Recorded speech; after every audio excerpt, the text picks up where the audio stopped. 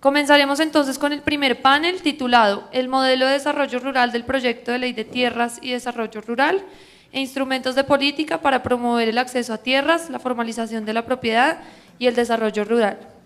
Este foro es moderado por María Teresa Palacios, consultora ambiental en asuntos sectoriales de WWF.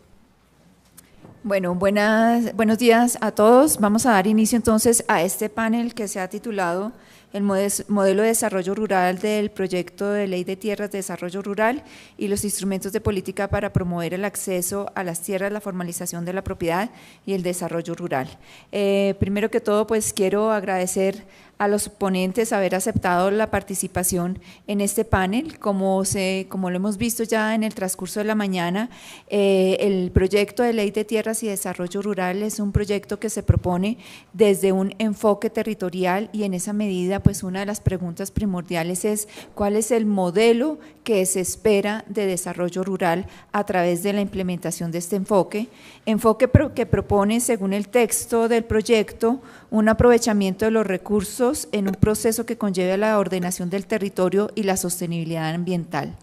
Digamos que en términos conceptuales este sería como el gran objetivo desde el enfoque socioambiental o socioecosistémico.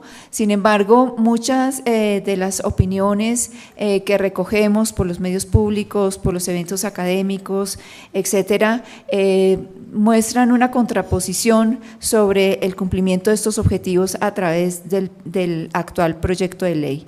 De una parte, como lo hemos visto esta mañana, desde el Ministerio de Agricultura y desde el Ministerio de Medio Ambiente se reconocen grandes esfuerzos por incorporar el tema de la dimensión ambiental y desde un enfoque socioambiental a lo largo del texto del proyecto de ley, con avances, por ejemplo, en el reconocimiento de la posesión agraria por asuntos de conservación de los ecosistemas, en el reconocimiento de la función social y ecológica de la propiedad, los temas de expropiación por el incumplimiento de esta función social y ambiental, en temas de ordenamiento territorial. Sin embargo, también se resaltan muchos vacíos. Se menciona la inclusión del tema de cambio global, pero a lo largo del texto no se observan con claridad, por ejemplo, aspectos relacionados con cambio climático, con los procesos de adaptación. El tema de la ordenación del recurso agua se ve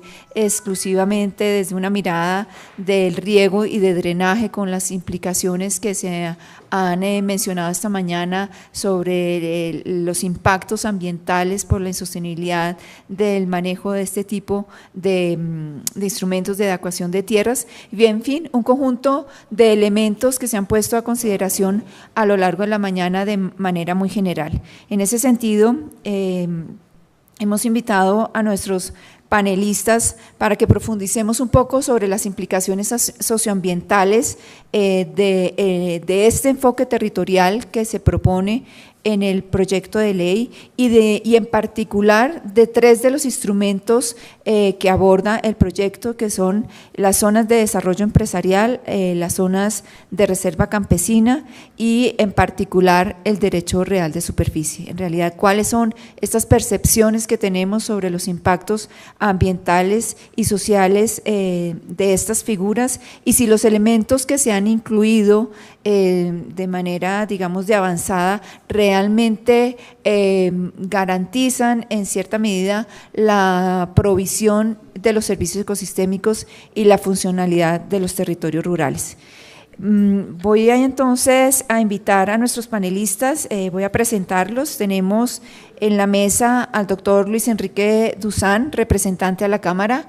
Él ha sido director de Desarrollo Rural del Ministerio de Agricultura, fue también gerente del INCORA y fue coordinador por ente de la Ley 1152 del Estatuto de Desarrollo Rural, que fue declarada inexequible por la Corte Constitucional. Tenemos también la participación del doctor Jaime Forero, él es economista, actual director del Doctorado de Estudios Ambientales y Rurales de la Universidad Javeriana. Tenemos con nosotros a Yamile Salines, asesora académica de INDEPAZ, y al doctor Juan Pablo Ruiz, miembro representante del sector ambiental en el Consejo Nacional de Planeación. Bueno, sin más preámbulo, entonces vamos a darle la palabra a nuestros ponentes. Me parece que voy a darle la palabra primero a las damas, Yamile. Entonces te invito, al finalizar los 15 minutos, por aquí tengo mis notas de anuncios de tiempo. Vamos a tener entonces la sesión abierta de preguntas al público para retroalimentar de una manera más activa y generar una conversación respecto a estos temas. Yamile. Agradezco mucho el enfoque de género aplicado. Creo que la discriminación de género, exactamente. Bueno, en primer lugar quiero agradecerles a todos pues, la invitación a participar en este evento que me parece muy importante desde un debate que se está dando fuertemente de cuál es el modelo de desarrollo que se requiere el país en el campo. Y yo empezaría diciendo, yo traté de ajustarme a las 5 preguntas que nos formularon para hacer nuestra presentación, y empezaría un poco hablando del tema de si el modelo de desarrollo del proyecto de ley garantiza la generación y provisión de servicios ambientales para el desarrollo humano y productivo. Y al respecto yo diría que el modelo de desarrollo no es del proyecto de ley de tierras y de desarrollo rural. Yo creo que el modelo de desarrollo es una cuestión más de fondo y que viene desde muchos años atrás. Hay que recordar el tema de los 90 y la apertura económica, y en el marco de esa apertura económica, la construcción, formulación y ejecución de las agendas de competitividad que fueron gestadas desde el Ministerio de Comercio, que fue inicialmente presidido por quien hoy es el presidente de la República. Y en ese sentido, el modelo, digamos, lo que plantea el proyecto de desarrollo rural, de ley de tierras y desarrollo rural, es más bien unos ajustes y unas herramientas para poner en práctica los objetivos del Plan Nacional de Desarrollo 2010-2014 en lo que se refiere a la locomotora del agro. Y ahí tenemos que tener presente cuáles son esos pilares que rigen ese Plan Nacional de Desarrollo. Y en esos pilares, pues el primero es el crecimiento económico, y a través de las 5 locomotoras, si bien se habla de cerrar la brecha y brindar oportunidades para superar la pobreza, no es un tema que uno vea y observe políticas muy claras en la materia. Y en tercer lugar, el otro pilar tiene que ver con la construcción de la paz, es decir, que ese es el marco que rodea el proyecto de ley de tierras y desarrollo rural. Ahora bien, todos estos principios del Plan Nacional de Desarrollo no garantizan en sí mismo, ¿sí?, que haya una verdadera generación y provisión de servicios ambientales, porque priorizan y privilegian los criterios de crecimiento sobre otros criterios que deben tener igual significado o un mayor significado.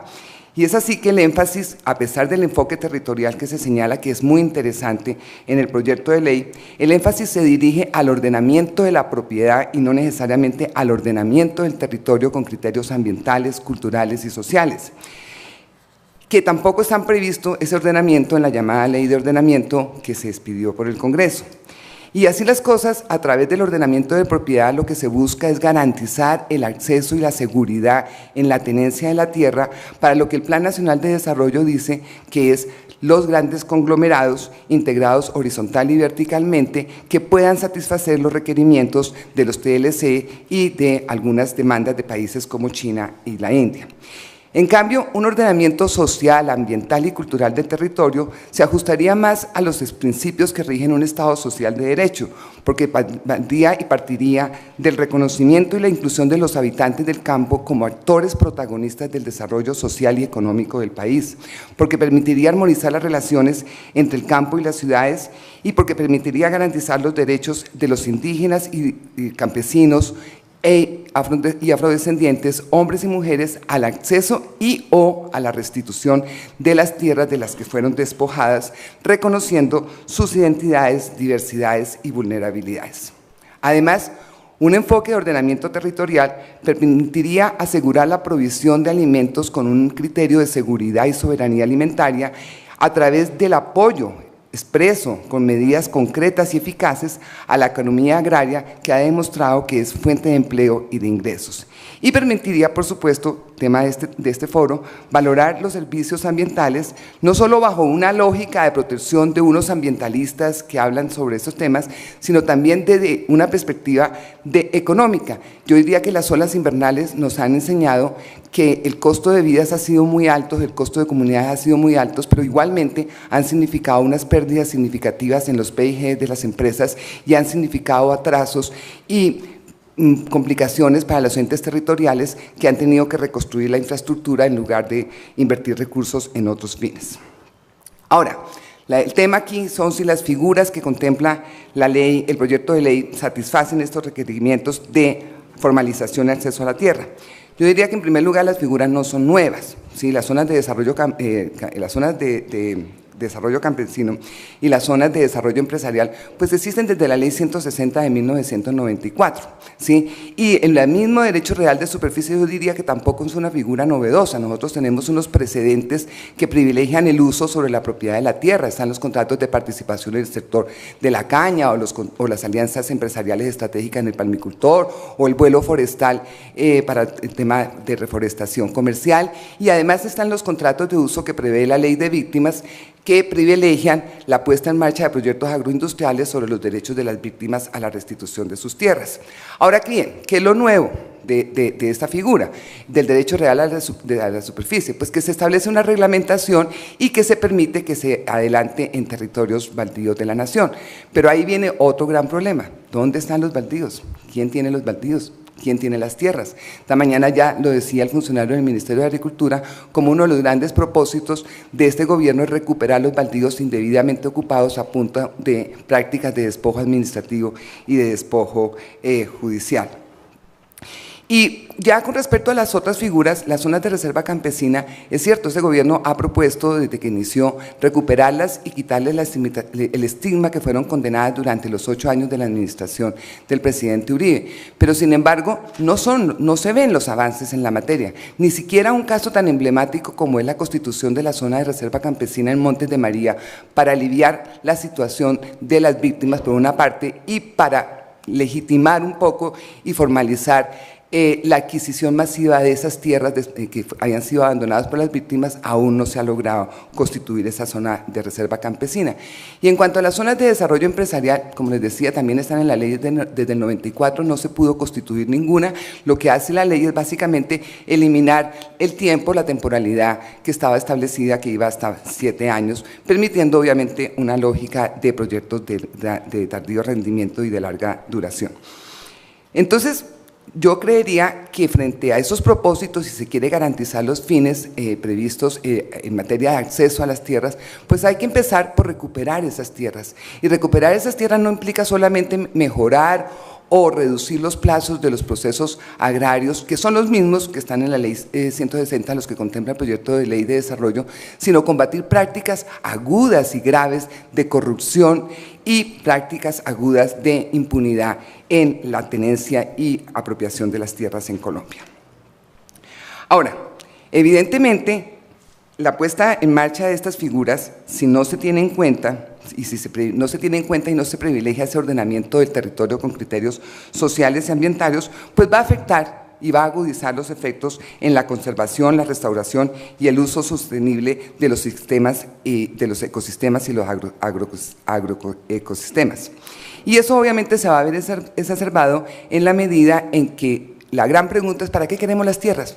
Y entonces uno mira, hay una serie de intereses sobre los territorios, todo el tema de la infraestructura, el tema de la minería, el tema de la misma vivienda, sí, están allí en los territorios y sin un ordenamiento, pues obviamente no se sabe y se traslapan los intereses sobre ellos.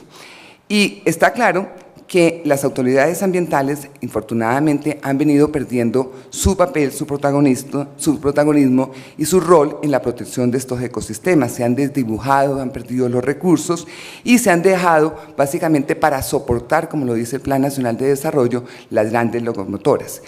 Es curioso, por ejemplo, cómo el Ministerio o las autoridades ambientales han venido perdiendo funciones, mientras que el Ministerio de Agricultura cada vez se le concentran más funciones, especialmente de carácter ejecutor.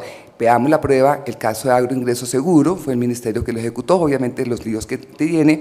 También está el tema de otorgarle la facultad en los primeros 3 años, por lo menos en la versión de abril del proyecto de ley para la sustracción de zonas de reserva forestal, o está el tema de que sea la autoridad agraria la que se encarga del certificado de incentivo forestal.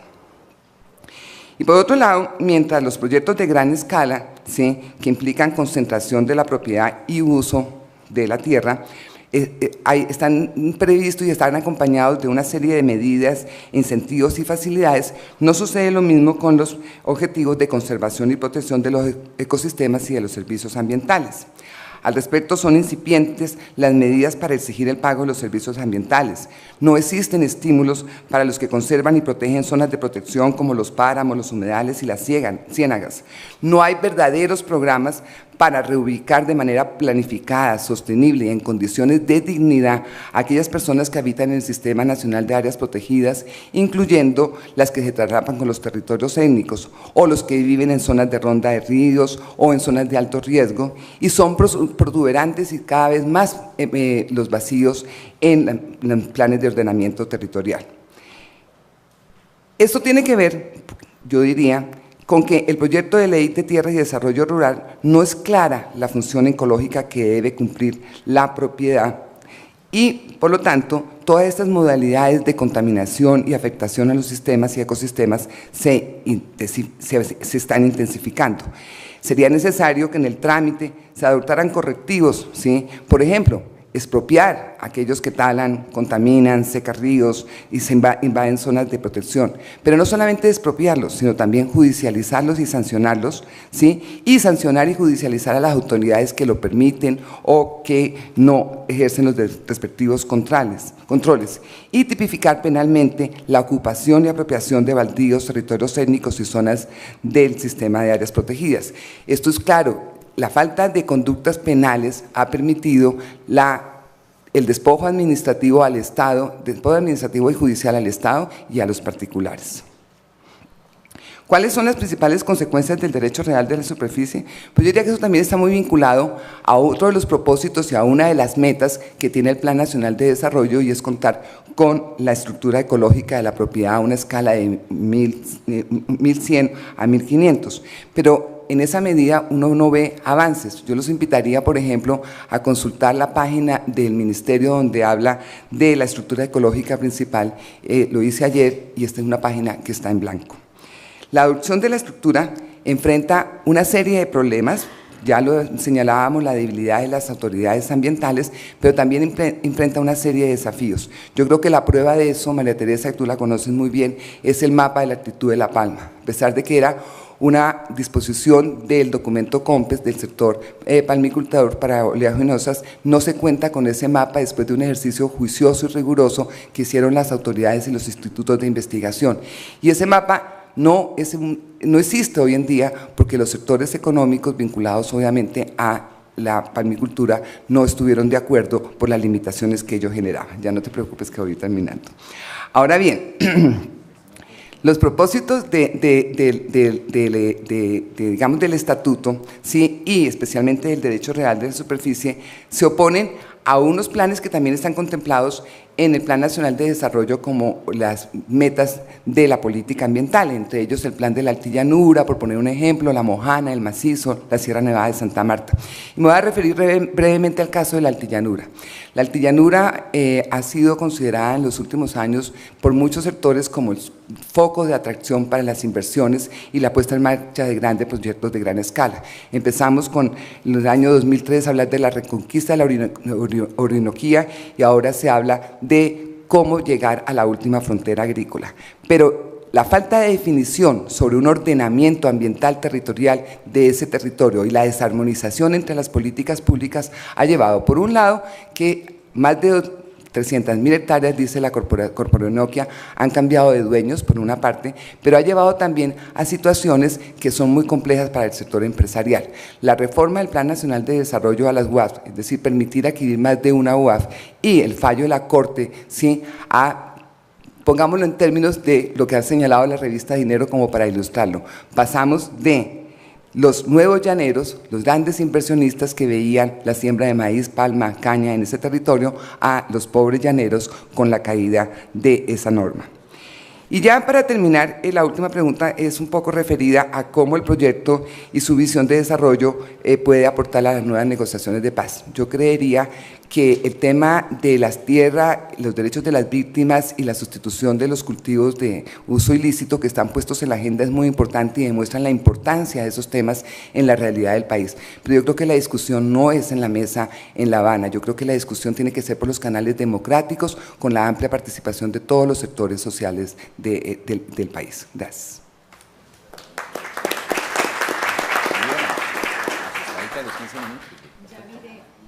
Muchas gracias por la exactitud en el tiempo, sobre todo para poder abordar en 15 minutos tanta complejidad de este tema y ser rigurosa con las preguntas que hemos formulado.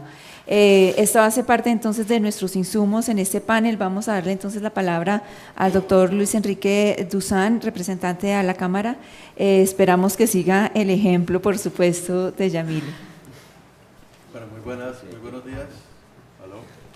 Tienes que escuchar ya. ¿Aló? Aló. ¿Ahora sí? Bueno, muy buenos días. Mil gracias por la invitación. Para nosotros los políticos no es tan fácil reducirnos a 15 minutos. Pero igual mi interés principal en la participación de este importante evento de hoy es más escuchar que participar. Sin embargo, acepté esta invitación para dar algunas ideas de lo que estamos pensando algunos desde el Congreso de la República sobre este tema que igual consideramos es de la mayor trascendencia para el país. Efectivamente, este es un proyecto de ley que por el nombre uno de entrada tendría una mayor expectativa, pero creo que igual hemos avanzado y pues obviamente no voy a actuar como defensor de oficio del proyecto, es un proyecto de iniciativa del Gobierno Nacional y en la medida en que se ha presentado al Congreso de la República, pues nos pronunciaremos sobre el mismo e intentaremos enriquecerlo y por supuesto abrir la participación de todos los sectores para que logremos una buena ley. Me parece que el proyecto en ese sentido pues tiene un enfoque mucho más dirigido hacia el sector agropecuario, por supuesto, es de origen del Ministerio de Agricultura, pero intenta una mirada de la integralidad del sector rural, del desarrollo en el campo, involucrando los temas sociales, desde lo territorial, que ese me parece que es tal vez el principal avance en los últimos años en esta discusión, e intenta también avanzar mucho más fuerte en los temas de tierras, que a pesar de que están en la Ley 160, buena parte de estos instrumentos no han sido aplicados y en algunos casos no han sido aplicables por la misma forma como han estado diseñados. Pero yo quisiera hacer como más sobre el proyecto algunas reflexiones sobre cómo veo yo el tema del desarrollo rural en Colombia y cómo creo que podemos desde el Congreso alimentar este proyecto de ley.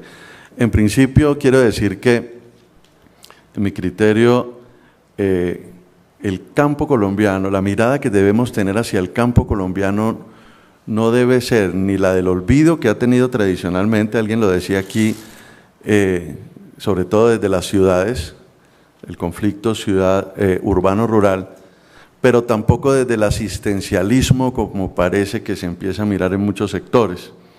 Yo soy un convencido que es en el campo colombiano donde está la riqueza del país, donde tenemos el gran potencial para desarrollar este país, donde tenemos un potencial en alimentos que creo que es conocido por todos, la FAO, todo el mundo está hoy preocupado a nivel internacional por lo que ya se ve como una crisis mundial de alimentos y Colombia es de los pocos países que aún cuenta con territorio amplio para crecer en producción de alimentos, no solamente para nuestro consumo, sino para venderle al resto de la humanidad. Y estamos muy lejos de hacerlo. Aquí lo planteaba el funcionario del Ministerio de Agricultura en las áreas, más de 20 millones aptas para agricultura de las 114 que tenemos y no llegamos a 4 millones explotadas en agricultura en Colombia. En el tema forestal creo que tenemos también un potencial inmenso en ambas miradas, la ambiental y la de la biodiversidad, pero también en la mirada comercial. De hecho, en este momento en la Cámara de Representantes estamos tramitando un nuevo proyecto de ley forestal comercial. Es el tercer intento, sacamos una ley general forestal hace unos años que fue declarada inexequible, donde intentamos la mirada del bosque natural y de las plantaciones forestales comerciales a la vez. luego aprobamos otro forestal comercial que también tuvo problemas de trámite y ahora estamos intentando este. Se ha abierto un fuerte debate al interior del Congreso porque algunos ven este proyecto peligroso en términos ambientales, algunos creemos que lo contrario, estamos generando materia prima para quitarle la presión al bosque natural. Otros lo ven peligroso para la economía campesina y la seguridad alimentaria. Creemos que no, si lo manejamos bien desde el punto de vista del uso del territorio. Y a partir de toda esta discusión que se está dando, creo que vamos a sacar una ley forestal comercial interesante para el país. El otro gran potencial, minería, hidrocarburos, generación de energía, donde hoy vemos un gran conflicto en Colombia sobre este tema, o como lo que aquí llamaban el choque de trenes o choque de locomotoras, pero la necesidad precisamente de ponernos de acuerdo en ordenar el territorio de tal manera que esta actividad también pueda ser realizada de manera sostenible y que además le genere riqueza realmente a la población rural y a la población colombiana en particular, en general, perdón. El tema de los biocombustibles, que también ya hay una regulación importante en el que hemos hecho algunos avances, con un temor, por supuesto, en Colombia y en el mundo sobre la competencia de estos con los alimentos, pero también en la medida en que usemos bien el territorio, creo que también podemos tener ahí un potencial inmenso. El tema del turismo, que cada vez yo creo que crece más, particularmente en mi departamento del Huila, creo que es un departamento con un potencial turístico rural impresionante, y el país en general lo tiene. Y por supuesto, el tema de la biodiversidad, de los servicios ambientales, pues vistos como una responsabilidad de todos, pero también como un potencial de generación de riqueza económica para nuestra población, generalmente, toda la población en general, no solo la rural. En sí yo lo que creo es que es hora de que el país vuelva a la mirada del campo y lo mire de esa manera, como un potencial inmenso que tenemos productivo de desarrollo y no solamente la necesidad de resolver un problema social.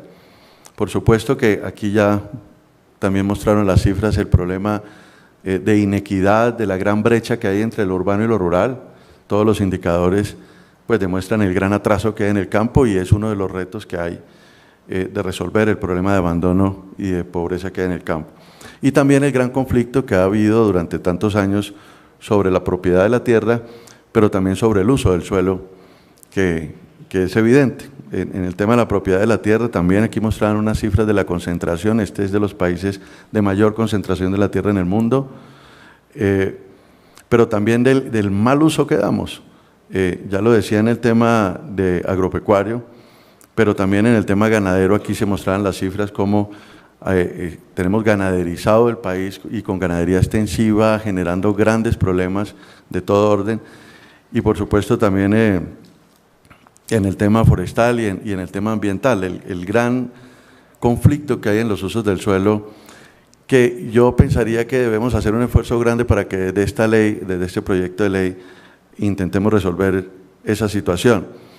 Y si uno mira históricamente cómo hemos manejado el territorio y un poco la lectura de lo que ha sido la reforma agraria, el manejo de la tierra en Colombia, creo que hemos ido en una dirección totalmente incorrecta. Yo fui funcionario del INCORA y también del Ministerio de Agricultura y obviamente pues apliqué unas políticas de su época, pero esa oportunidad me hizo ver un poco en retrospectiva lo que ha sucedido con el manejo de la tierra en Colombia y soy un convencido que nos hemos equivocado muchísimo. En lugar de distribuir la buena tierra al interior de la frontera agrícola de manera sostenible, eficiente, cerca de los centros de consumo, utilizando la infraestructura, lo que hemos hecho es llevar a los campesinos a las zonas más alejadas, a las zonas de ladera, en detrimento del medio ambiente, ampliando la frontera agrícola de manera indiscriminada y a un costo muy alto luego el Estado intentando llevarles servicios, energía, vías, salud, educación, etcétera. Y por supuesto, buena parte de ellos en esas condiciones difícilmente pueden ser competitivos.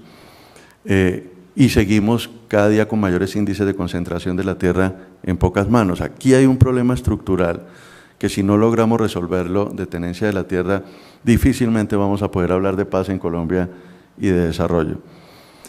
En este sentido, en este marco, yo creo que es una muy buena oportunidad la que tenemos, que el gobierno tenga un proyecto de ley que quiera dar esta discusión, que hay que mirarlo también con otros proyectos de ley que están en curso, la que hablaba de forestal, la ley de la reforma de las corporaciones autónomas regionales, que algunos creemos debe ir más allá que reformar las corporaciones autónomas regionales.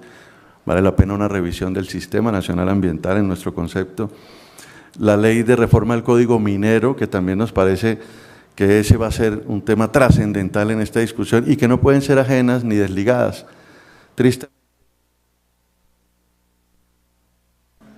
Tristemente perdimos la oportunidad, bueno, pero por lo menos se avanzó un poco con la ley de ordenamiento territorial, que como aquí tal vez lo dijo la doctora Salinas, finalmente no se hizo lo que se debió hacer en esa ley, pero algo se avanzó, porque finalmente todo esto está enmarcado en ese tema del ordenamiento territorial, cómo tenemos un territorio con tantas riquezas y cómo lo pudiéramos utilizar eficientemente para que todo el país pudiera disfrutar de esa riqueza, todos los habitantes urbanos y rurales, y hacerlo de manera sostenible.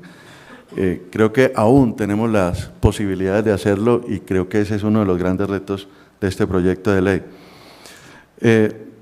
Me parece que el enfoque integral y territorial es un avance importante en el proyecto, yo no lo subestimo, sin embargo, aquí el Ministerio de Agricultura plantea como si estuviéramos arrancando de cero.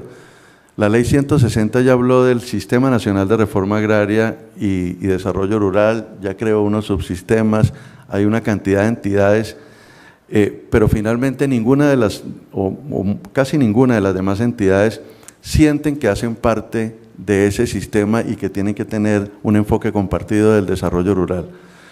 Creo que hay un problema institucional también que resolver aquí fundamental y en eso me parece que es una de las grandes falencias de este proyecto de ley, que tenemos que poner sobre la mesa el tema institucional, no solamente lo público nacional, sino también lo territorial, precisamente a partir del enfoque territorial, pero además la relación con los sectores gremiales, organizaciones campesinas y sociedad civil con quienes se tiene que construir este desarrollo rural. Creo que en eso hay una gran falencia y en lo que tenemos que avanzar aún más.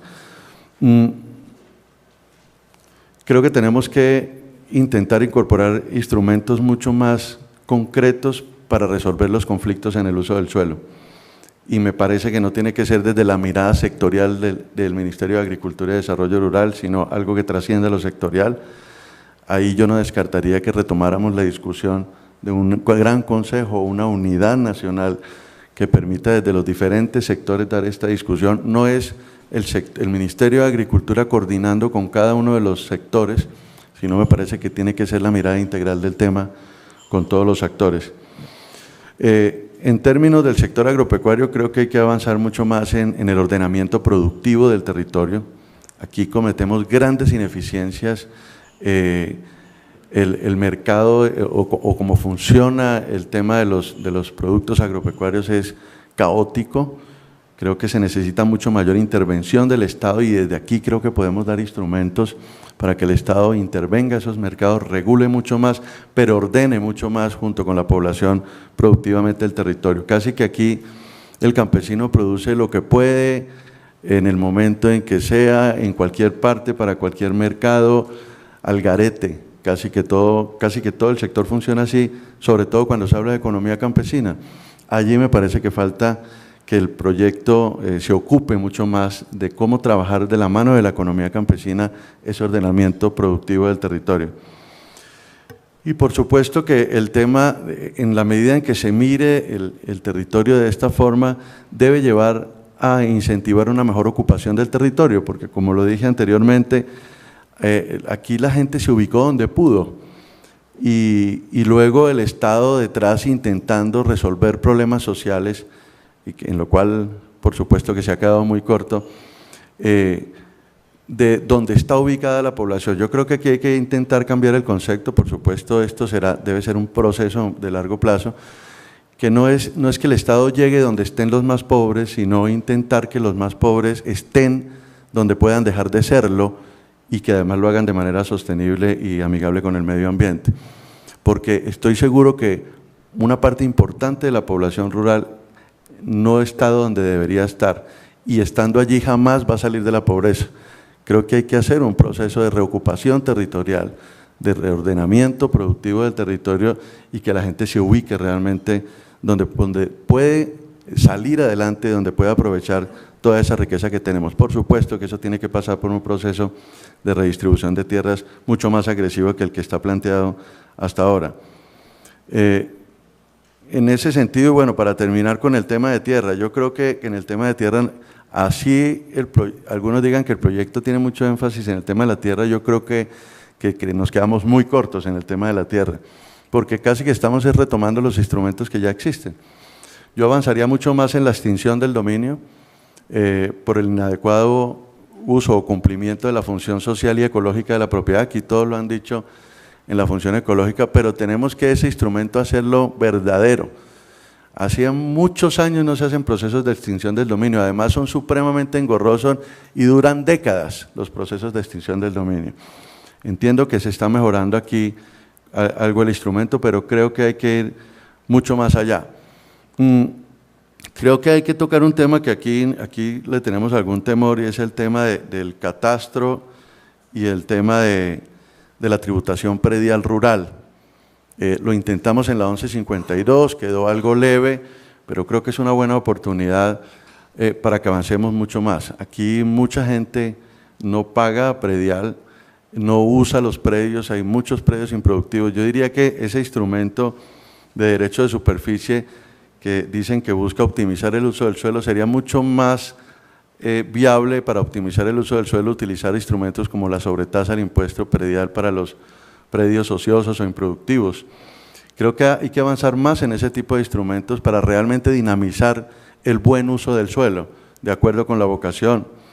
Y en eso entiendo que hay un temor político, pero creo que estamos en un momento oportuno para ver esa discusión.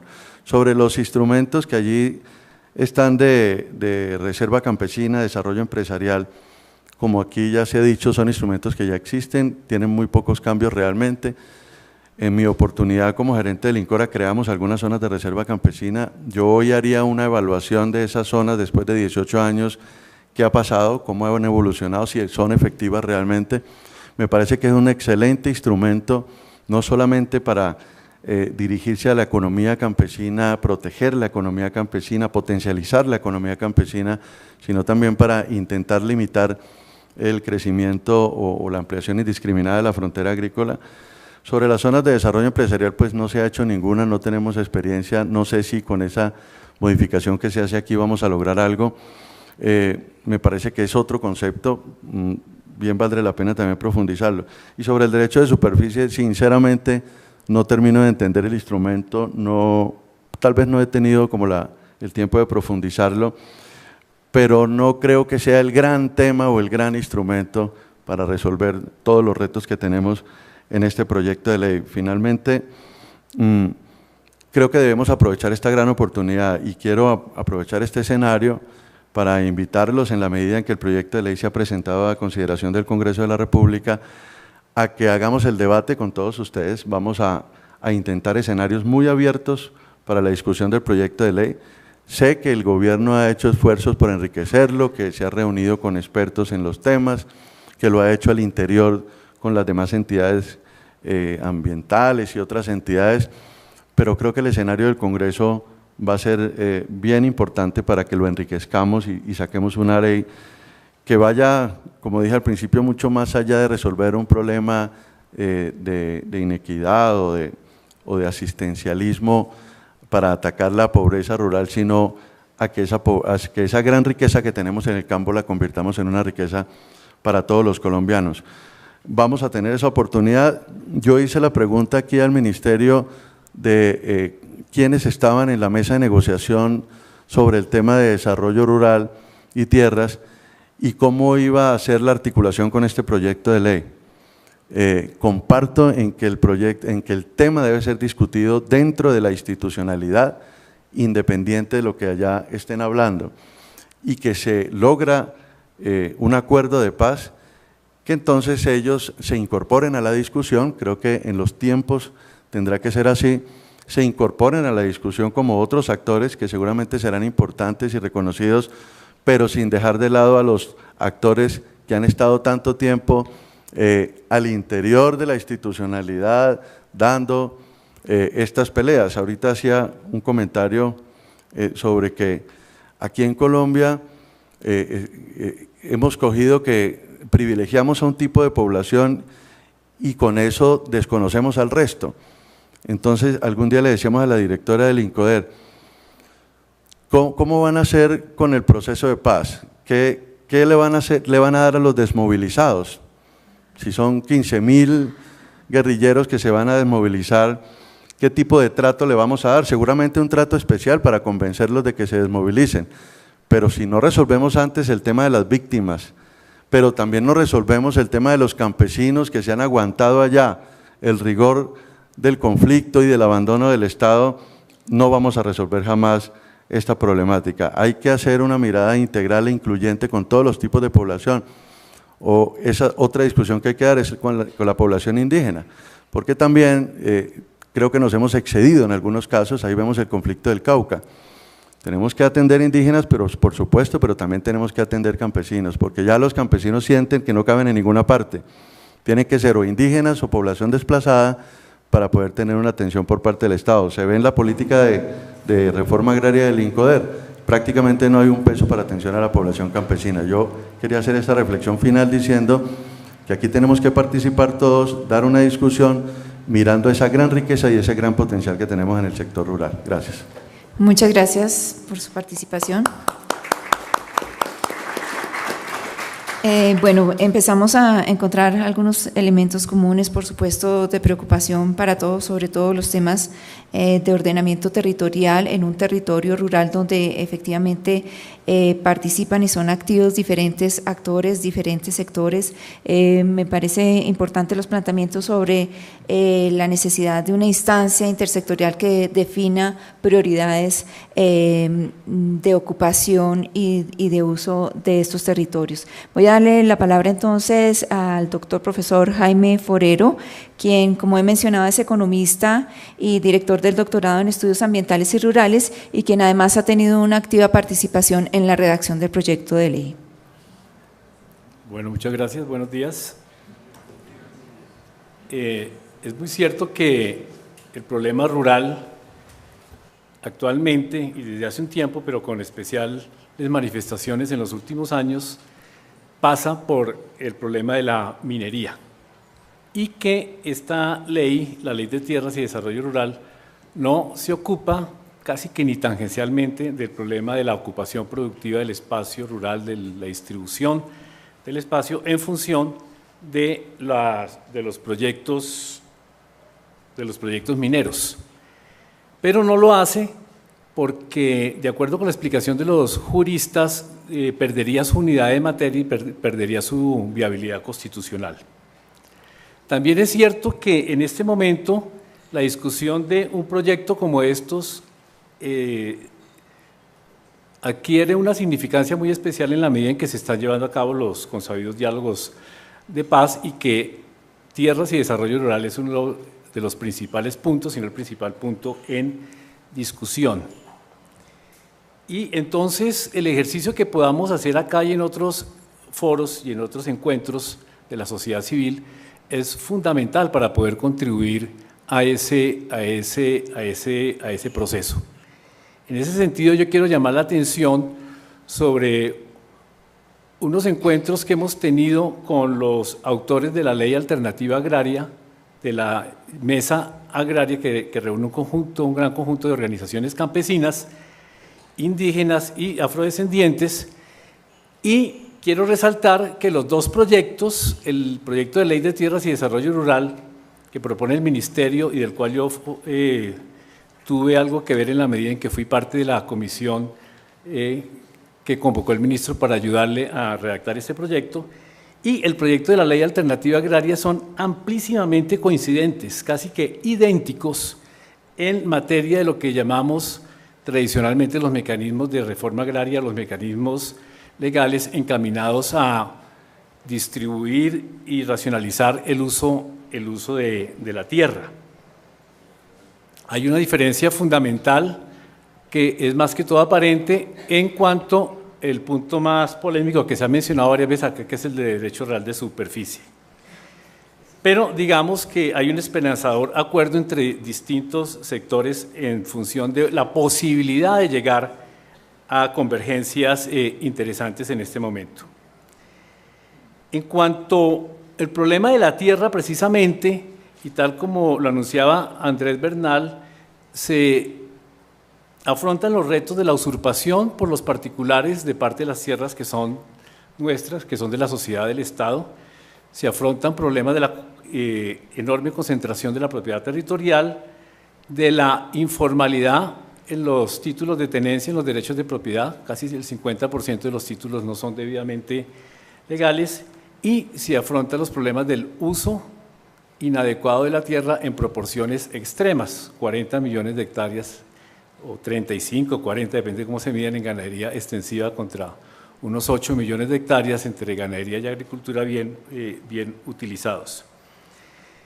En cuanto a formalización, como ya fue expuesto acá, hay toda una cantidad de instrumentos que retoman la antigua legislación agraria, pero que la colocan en la orden del día, y hay algunas novedades bien interesantes, como es que en adelante, aprobada la ley, si se aprueba el mecanismo por medio del cual se usurpó la tierra, en grandes proporciones el de prescripción del dominio adquisitivo contra indeterminados, queda completamente eliminado, y más aún, la ley crea una jurisdicción para tratar de recuperar las tierras que fueron adquiridas mediante ese mecanismo. Lo otro, como ya se explicó, es que hay unos planes de formalización por barrido en los cuales tienen prioridad, absoluta prioridad, los campesinos y las tierras adjudicadas mediante la unidad agrícola familiar, las personas que les adjudicaron algún baldío y que se tomaron más de las hectáreas que les correspondían de acuerdo con esta medida de la unidad agrícola familiar, tendrían que devolver, o las tierras que tienen la propiedad revertirían inmediatamente al Estado de aplicarse la ley. Es decir, hay toda una propuesta bastante agresiva de parte del Estado para utilizar mecanismos para la formalización de los derechos de propiedad, cosa que es absolutamente indispensable para cualquier modelo de desarrollo. El que tú quieras, cualquier modelo de desarrollo tiene que fundamentarse con una clarificación de los derechos de propiedad, y eso es extremadamente importante. Ahora, como dice el congresista Duzán, pues sí, se están tomando instrumentos antiguos, pero, repito, se ponen a la orden del día, y, por ejemplo, dos instrumentos centrales que son la extinción del dominio y la expropiación se hacen por vía administrativa y no por vía judicial. Se toman se prescriben los reglamentos que hacen más expedito estos mecanismos y que lo hacen más posible, tratando, ojalá se consiga, de eliminar todos los obstáculos que se pusieron en el pasado. Y como se ha destacado acá, no sé por qué tú lo dijiste en algún momento y después lo negaste, la extinción de dominio y la expropiación se justifican, de acuerdo con la Constitución del 91, no solamente en la función social de la propiedad, que viene del año 36, sino en la función ecológica de la propiedad. De tal manera que cuando haya violación relativamente grave de los códigos de recursos naturales y de protección de los recursos naturales, el Estado debe proceder de oficio a expropiar sin indemnización. Es un mecanismo que, si se aplica, tendría consecuencias quizás bastante importantes. Lo otro es que esto todavía está muy tímidamente planteado, pero quedó muy tímidamente planteado en la última redacción, pero creo que hay que trabajar sobre eso y reafirmarlo con toda la importancia que merece.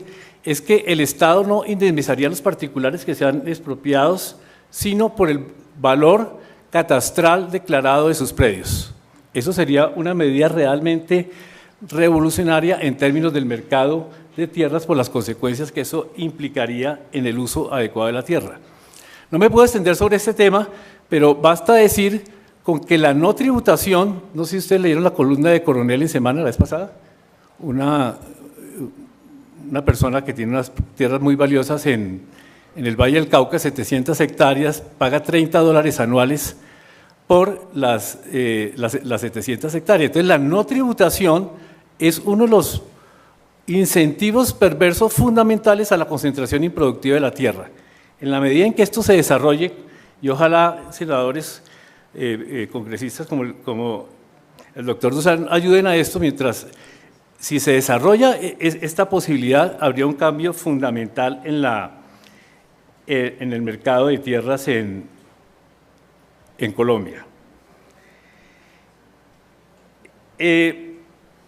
La figura del derecho real de superficie ha sido, ya lo dije, muy controvertida, pero yo le veo una virtud muy interesante, y es que va a facilitar de parte del Estado la administración en función de los objetivos que se propongan, objetivos sociales y objetivos ambientales, sus tierras para proyectos productivos de gran escala. Es decir, en lugar de recurrir a todos los mecanismos fraudulentos que se están recurriendo en este momento para apropiarse de tierras como las de la Orinoquia, el Estado clarificaría esos títulos, las tierras revertirían al Estado y las podría conceder de acuerdo con criterios asignados por la UPRA, por la Unidad de Planificación Regional Agropecuaria, los concedería en derecho de real de superficie hasta 30 años, no necesariamente 30 años, pueden ser 5, pueden ser 10, imponiendo como arrendador, como dueño legítimo del baldío adjudicado, las condiciones que tenga a bien poner y que deben responder, por supuesto, a hacer cumplir la función social y la función ecológica de la propiedad. Le asigno 20.000 hectáreas en altillanura para un proyecto agroindustrial. Usted no puede meter ganadería extensiva, sino solamente los cultivos con que se comprometió, con determinado tipo de maquinaria, con determinado tipo de tratamiento de suelos, con determinado tipo de fertilización, etcétera. Y usted debe recuperar de esas hectáreas, debe recuperar las 1.500 que son morichales. Se puede imponer esa condición, el Estado puede imponer las condiciones que quiera como legítimo propietario de las tierras, y si el superficiario no cumple con las condiciones, de hecho, de acuerdo con la ley, revertirían al Estado. Por otro lado, yo quisiera llamar la atención sobre algunos de los aspectos relacionados con los ecosistemas y el medio ambiente. Ya enuncié el primero, la posibilidad de ceder los baldíos bajo el derecho real de superficie le da la posibilidad al Estado de manejarlos de acuerdo con criterios ambientales. También ya enuncié otro, la expropiación y la extinción de dominio, cuando afecten sensiblemente las cuencas hidrográficas, cuando afecten sensiblemente la biodiversidad, cuando afecten sensiblemente las carreteras, cuando sean responsables, el mal uso de la tierra, sea responsable de lo que conocemos aquí, por ejemplo, como la catástrofe invernal o todo tipo de efectos ambientales indeseables, contaminación igualmente, se puede aplicar o bien en algunos casos extinción de dominio o bien en algunos casos expropiación por vía administrativa.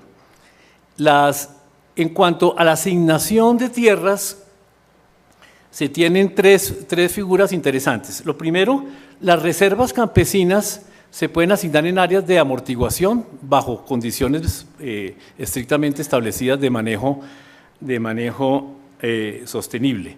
Segundo, se crea una UAF, que es una UAF ambiental o una UAF ambiental, por medio de la cual se puede asignar una extensión de tierra mayor a la estipulada en la UAF agropecuaria para proyectos familiares de manejo sostenible. Se consagra la posibilidad de asignar tierras para lo que conocemos como las reservas naturales de la sociedad civil. Y una de las cosas más importantes es que están previstos los mecanismos en cuanto a la legitimización de los derechos de propiedad del Estado, están previstos los mecanismos para deslindar lo que le pertenece al Estado de lo que le pertenece a los particulares, y se estipula que lo que le pertenece al Estado por motivos de ser tierras establecidas o ser explotaciones establecidas en ecosistemas frágiles, por ejemplo, mojanas, páramos, humedales, etcétera, revertirían inmediatamente inmediatamente al Estado, y el Estado o bien las va a dedicar a conservación o bien las puede adjudicar para algún uso sostenible. Entonces, yo creo que en materia ambiental hay avances significativos, no todos los que hemos oído expresar acá, pero sí avances significativos que creo que pueden suscitar algún tipo de acuerdo. Y otros elementos que han sido requeridos acá, que han sido solicitados, como darle una mayor importancia a la regulación de la utilización y afectación de los servicios ambientales, como crear incentivos y subsidios para la reconversión productiva, para sistemas orgánicos, para sistemas de producción sostenible, para manejo sostenible de ecosistemas estratégicos, pues no le veo ningún problema. No soy el ministerio, por supuesto, pero en este momento la ley está en manos nuestras, estamos discutiéndola. Yo no veo ningún problema en el espíritu de la ley, en el espíritu en que está construido este texto, de incorporar esas peticiones y, como les digo, llegar a un acuerdo. Y termino con lo del modelo de desarrollo.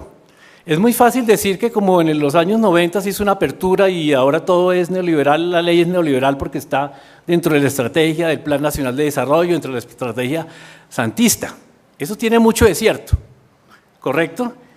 Pero también si nosotros miramos lo que ha sucedido desde los años 90 hacia acá, pues sí, ha habido un propósito claro y deliberado de basar el desarrollo económico en la competitividad de la agricultura y la agroindustria a gran escala, eso es innegable. Pero también ha habido esfuerzos como las zonas de reserva campesina, como el mantenimiento de la UAF, como la adjudicación de baldíos por medio de UAF, como líneas de crédito, como otra cantidad de cosas, y como la asignación de tierras por medio del frustrado mecanismo de mercado de tierra. Ha habido intentos para mantener, de alguna manera, la posibilidad de un espacio para la economía campesina, que, como alguien dijo acá, es protagonista de nuestro sistema agroalimentario, aunque alguien exageró un poco las cifras. Pero si nosotros analizamos el texto de la ley, hacemos lo que los filósofos llaman la hermenéutica del texto, y no el contexto en que está producido, porque si yo digo el contexto es neoliberal, la ley es liberal, no, el neoliberal no la discutamos, ¿cierto? Se acabó la discusión. Pero si analizamos el texto de la ley, es claro que es una ley incluyente, es decir, tiene medidas para preservar y desarrollar y ampliar los territorios de comunidades étnicas. Tiene medidas para proteger y recuperar los derechos de propiedad de los campesinos y de un sector nuevo que surge en Colombia y en el mundo, que es la llamada agricultura familiar no campesina. Es clarísimo que el Ministerio de Agricultura, en cabeza del ministro, está empeñado en la restitución de tierras y está empeñado en restituir y en defender los derechos de propiedad de las comunidades campesinas, indígenas, etcétera, y eso se plasma en la ley. Pero también es clarísimo que el Ministerio de Agricultura en este momento tiene una posición bastante radical para favorecer los emprendimientos agroindustriales con capital extranjero. Eso también se refleja en la ley. Pero fíjense ustedes que de todas maneras hay restricciones hasta donde se puede. Por ejemplo, de acuerdo con la ley, ningún extranjero persona natural o jurídica, puede recibir baldíos, tierras de baldíos, y ningún extranjero puede acudir al mecanismo de comprar más de 10 unidades agrícolas familiares. Yo que pienso particularmente que la apropiación exagerada de la superficie agraria, ilimitada y exagerada de la superficie agraria en Colombia o en cualquier país, deja de ser un problema de utilización productiva, deja de ser un problema de frontera agraria para pasar a ser un problema de soberanía nacional. Si el señor X, Carranza, por ejemplo, tiene 700.000 hectáreas en el llano, o 100.000 o 50.000, dentro de ese territorio no se puede ejercer el Estado de Derecho, de ninguna manera. Es un territorio excluido del Estado de Derecho. Es un problema de soberanía nacional. Entonces yo creo que sería un problema que habría que atacar. Yo pienso en una fórmula un poco rupestre no se puede tener más del 10% de la superficie agraria, no total, sino la superficie agraria de un municipio. Más del 1% de la superficie agraria de un departamento. Hay legislaciones en el mundo que se han pronunciado en ese sentido, y más del 0.5% de la superficie agraria nacional. El 0.5% de la superficie agraria nacional son 200.000 hectáreas. Y termino con un minuto, ¿puedo terminar? Y termino con una pregunta que me hacían, bueno, ¿esta ley tiene realmente la capacidad de cumplir los objetivos que se propone? La respuesta es un no muy amplio y un sí relativamente modesto. Un no muy amplio en el sentido en que todos estos mecanismos que van a mejorar sustancialmente la capacidad de intervención del Estado en materia de legitimización de derechos de propiedad, de uso productivo de la tierra, de velar por los derechos de propiedad de la población vulnerable, etcétera, su aplicación van a depender mucho, en gran parte, de la voluntad política de los gobiernos y de los recursos que se destinen. Pero es un mejor mundo jurídico, es un mejor mundo institucional en materia jurídica. Queda pendiente el debate institucional, no tengo tiempo de referirme a él. Pero sí hay algunos mecanismos, como por ejemplo la extinción de dominio de oficio por violación de los códigos de recursos naturales, o si sacamos adelante lo del catastro, que sí tendrían efectos directos e inmediatos una vez promulgada la ley. Entonces, yo creo que sobre estos textos podemos tratar de construir un consenso, unos acuerdos para que el país nacional, sus fuerzas vivas, los representantes de los diferentes sectores académicos, gremiales, campesinos, ONGs, etcétera, indígenas, negros, podamos llegar a algún acuerdo y decir el país tiene esta posibilidad en sus manos para ofrecer en los actuales momentos en que se está jugando la paz en Colombia. Muchas gracias.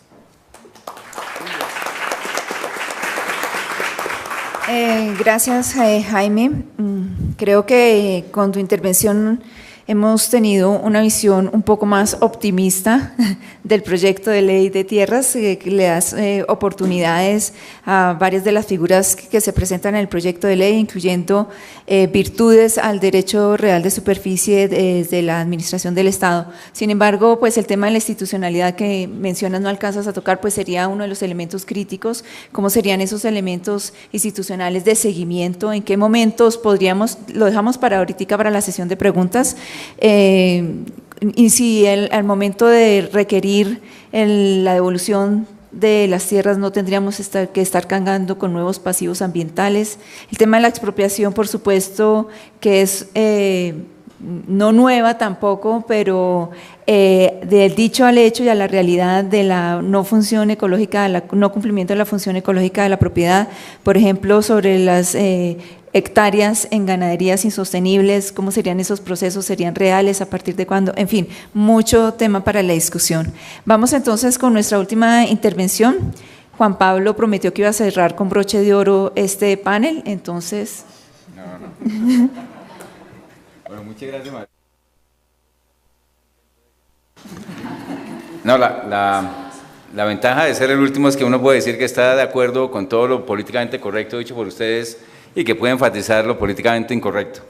Entonces, yo voy a empezar señalando que cuando uno lee la ley de tierras, el proyecto de ley, dice, hombre, seguro que Jaime participó en parte de la redacción, pero no en toda. ¿Por qué? Porque es que el enfoque no es el mismo a lo largo de la ley. O sea, uno lee la ley y ve el artículo 5 y dice, hombre, claro, el enfoque territorial está ahí, habla de multiplicidad de sector, de simultaneidad, de heterogeneidad ecosistémica y social, de articulación productiva, de vinculación institucional, de integralidad entre lo público y lo privado, de equidad de género inclusive, de sostenibilidad económica y ambiental, de proyectos de largo plazo y de inclusión con equidad. Y uno dice, hombre, ahí estamos, pero empieza a ver ya lo que es el desarrollo de la ley y el articulado se focaliza en ordenar, en el mejor de los casos con equidad, la propiedad del suelo rural, prioriza el uso del suelo de la tierra el uso de la tierra según su potencial agropecuario, que a mi modo de ver es uno de los indicadores del carácter bien arcaico, digámoslo así, de la ley. Y finalmente, propone un plan de ordenamiento, los planes de ordenamiento territorial, siguiendo los principios, digamos, del sector agropecuario y diferenciando la conservación de ecosistemas estratégicos de los ecosistemas productivos, digámoslo así. Y ese es otro, a mi modo de ver, de los elementos arcaicos de la ley, pretender que la conservación se hace por fuera de la producción y se hace en territorios aislados a los territorios en los cuales producimos. En la red de reservas de la sociedad civil ese debate lo vimos hace 20 años y resolvimos que obviamente el mosaico de conservación de una reserva natural incluye áreas de conservación y áreas de producción en el mismo espacio productivo y en la misma unidad productiva. Ahora, si uno dijera, hombre, ese enfoque que le dio Jaime seguramente de territorial a la ley se desarrollara a través del articulado, tendría uno que ver que el ordenamiento territorial tendría que estar en función de las variables de cambio climático y tanto de los usos agropecuarios como los usos no agropecuarios del espacio rural, que el desarrollo rural tendría que estar estrechamente articulado con el desarrollo urbano, es decir, de la relación entre el desarrollo rural y el urbano tendría que surgir la propuesta de ocupación del territorio, que la función ecológica de la propiedad privada, como se ha dicho aquí, pues tiene que recuperarse en el sentido de hacerse efectiva, y siempre se dice, hombre, es que eso es muy complejo, y uno dice, hombre, pero ¿qué tan complejo es aplicar lo que dice el Código de los Recursos Naturales si es que todos los ríos y quebradas y nacimientos de agua están identificados y en todos los casos hay una franja de protección que debería hacerse y resulta que esa franja de protección nunca se cumple? Yo tuve la experiencia hace unos días recorrer una quebrada en una zona de minifundio de Machetá, preguntándole a la gente por eso, por la conservación de las riberas de las quebradas, porque obviamente las vacas llegan y toman agua en la quebrada y el pastizal está de ahí para adelante. Y uno concluye que no es que la ley se incumpla, es que se desconoce. O sea, la gente ni siquiera sabe que eso es parte de su obligación como propietario. Entonces yo creo que si pusiéramos 2 o 3 buenos ejemplos de expropiación por no cumplimiento, no de una función ecológica muy compleja, sino tan sencilla como la conservación de los cauces de agua, hombre, con que publicáramos eso, Manuel en una columna y yo en otra, seguramente que la gente empezaría a ponerle atención a esos temas. O sea, lo que pasa es que la cosa no se concreta. Y finalmente, el otro tema que sorprende en la ley de tierras, y más que en todo en la de desarrollo rural, es que la adaptación del sector agropecuario al cambio climático no aparece como un hecho crítico y esencial. Y en el tema de la institucionalidad no se toma en cuenta la necesidad de adaptar las instituciones al tema del cambio climático. Pero bueno, si nos vamos nosotros a unas consideraciones generales, pues lo primero es que obviamente el desarrollo rural no es sinónimo del desarrollo del sector agropecuario, que el uso del territorio rural no se debe definir por vocación agropecuaria o forestal, ¿no? Porque esa es la otra, no, pero es que no es solamente si es agrícola o si es ganadero o si es forestal, es que los 3 no son suficientes, todos ellos están asociados a una forma de uso que supone una producción dentro del sector agropecuario, cuando en realidad el uso del territorio tiene que relacionarse y expresarse a través de la relación campo-ciudad y los servicios ambientales. El espacio rural pues genera unas externalidades económicas y sociales que impactan el desarrollo nacional. Solo como ejemplo, que lo he repetido en algunos escenarios, en el año 2004 nosotros valoramos el servicio ambiental de la conservación de Chingaza, que es obviamente el caso extremo del valor de un servicio ambiental en Colombia. Y comparando los costos de tratamiento de agua únicamente, bajo el supuesto de que la calidad del agua del sistema sur, del sistema de Tibitoc y el del sistema Chingaza, una vez tratadas, es exactamente igual, el diferencial de costo de tratamiento era de 1/4 parte el de Chingaza versus los otros 2 sistemas. ¿Por qué? Porque las condiciones de conservación del ecosistema permitían que el uso de químicos y maquinaria fuera mucho menos intensivo para la purificación, lo cual significaba que el valor económico de servicio ambiental era para el 2004, multiplicando el diferencial de costos por los metros cúbicos consumidos, de $15.4 millones al año. Y ejemplos similares seguramente podemos retomar para todos los acueductos del país, donde el valor económico de la conservación es mucho mayor que el costo de oportunidad de cualquier otra forma de uso. Luego, el otro tema que tampoco aparece en la ley de desarrollo, en la ley de tierras y desarrollo rural, es lo asociado a la conservación de los ecosistemas ambientales de los ecosistemas naturales, perdón, y de los servicios ambientales asociados, y cómo esa conservación significa disminuir la vulnerabilidad ante el cambio climático. Y nosotros debemos tener en cuenta que naturalmente esa vulnerabilidad se expresó en las horas invernales, inclusive con la interrupción de la infraestructura. ¿Por qué? Porque naturalmente con el incremento en la intensidad de las lluvias, si nosotros no protegemos la infraestructura, entre otras cosas con líneas de protección similares a los de los cauces de agua en el sentido de cobertura vegetal, estamos acostumbrados a atravesar las montañas por carreteras donde el talud está totalmente descubierto de vegetación y alrededor de él están las vacas o están los cultivos de plena exposición sin absolutamente ningún criterio de conservación para preservar la infraestructura. Entonces los costos asociados son supremamente grandes. Ahora, lo que es un hecho es que la importancia de los servicios ambientales asociados a los espacios rurales está aumentando. Está aumentando en términos económicos y está aumentando en términos de la valoración social que de ellos se hace. Hay un tema global, pues obviamente que tiene que ver con la regulación climática y la fijación de carbono, y hay unos muy locales que tienen que ver con el suministro de agua en las ciudades y en el mismo campo, y la regulación hídrica, con la estabilidad de los taludes y su efecto sobre la infraestructura, especialmente la conservación de la infraestructura, y bueno, la calidad del aire en los espacios urbanos, pero especialmente también la conservación de los servicios ecosistémicos y de la biodiversidad. Adicionalmente, como decía el doctor Dusan, con los temas, digamos, de ecoturismo, educación y recreación. Colombia vive de manera intensa, digamos, esas relaciones entre servicios ambientales, bienestar y desarrollo. Uno diría que de las horas invernales deberíamos haber sacado el espacio de discusión más fructífero para haber hecho énfasis en la necesidad de relacionar servicios ambientales con bienestar y desarrollo económico, pero lo perdimos en buena parte. Ahora, si vamos al enfoque del proyecto de ley de tierras y desarrollo rural, pues yo digo que ese enfoque es fundamentalmente agrarista y en eso se parecen el gobierno y las FARC, ¿no? Y es que el enfoque del desarrollo rural no puede seguir siendo un enfoque agrarista.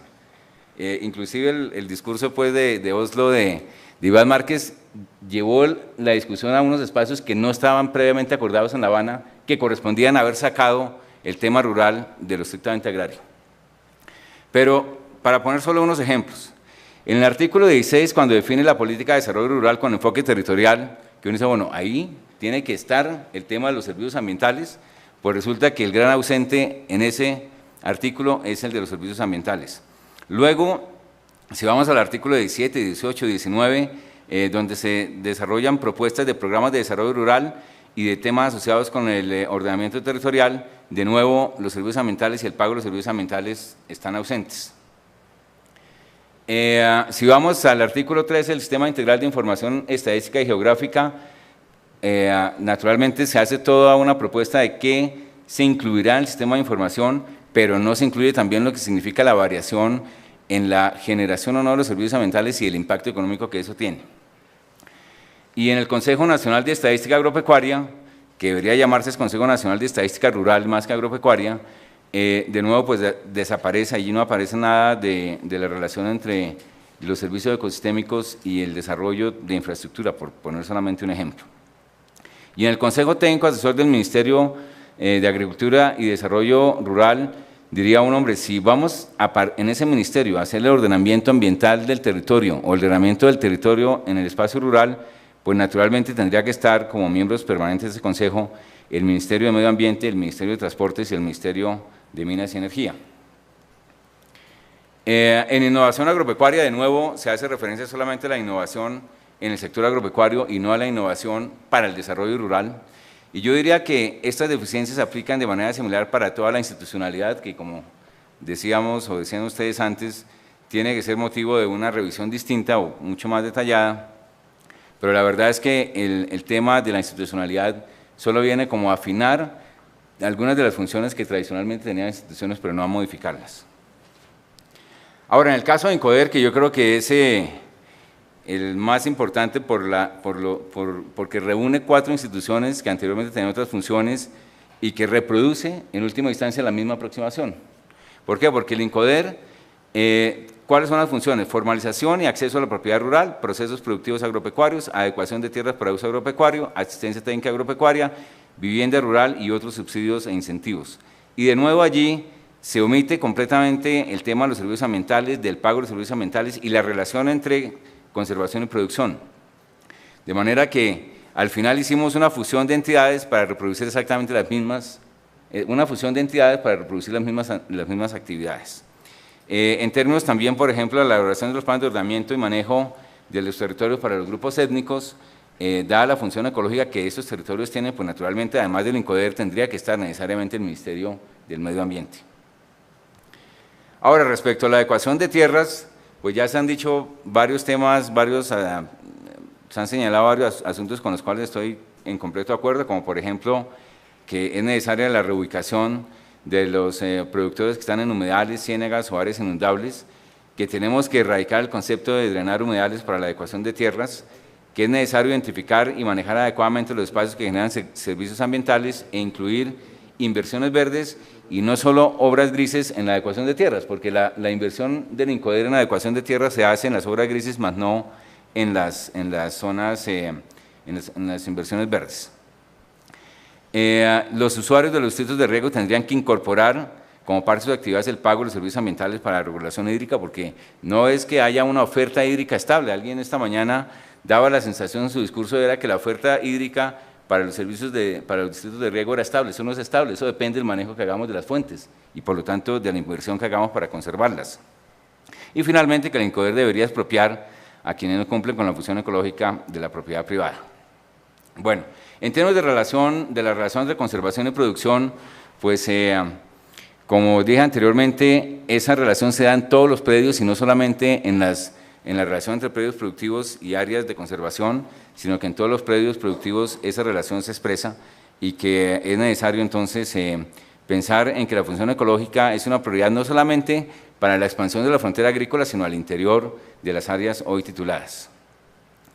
Respecto a cómo garantizar la función ecológica de la propiedad, pues desde luego, como se ha dicho aquí, es expropiar a todo propietario que no garantice esa función, pero las funciones ya las tenemos identificadas, no tenemos que discutir mucho respecto a cuáles son para justificar el no poner en ejecución, digámoslo así, la legislación.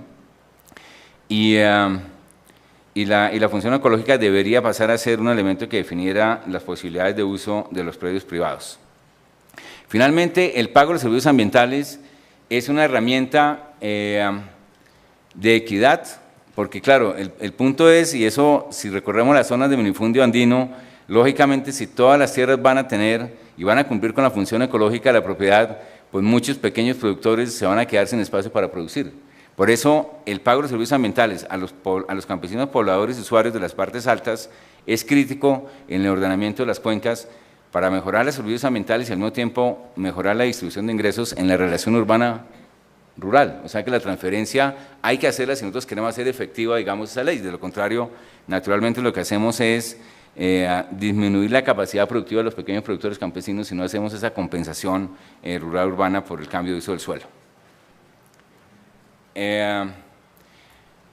Bueno, esto hace referencia al mismo tema de los programas de desarrollo rural con equidad, donde el tema de las compensaciones por los cambios de uso debería ser una herramienta para la transferencia de recursos de los sectores urbanos a los rurales o de los sectores productivos de las partes bajas a los de baja productividad de la parte alta, y que esto no aparece tampoco en la ley de tierras.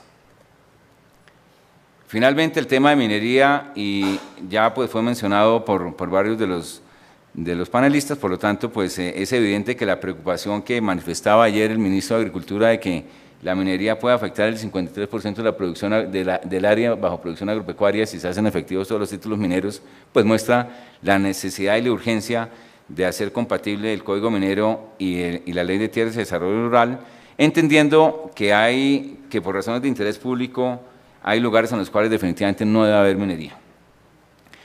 Respecto al tema de las concesiones de uso de superficie, yo lo resumiría diciendo, hombre, eso es como cuando uno alquila un carro. Si usted alquila el carro por 10 días, le da todo el palo que le puede dar y a los 2 días lo entrega y alguien se encargará ya de cambiarle el aceite, de lavarlo y de mantenerlo.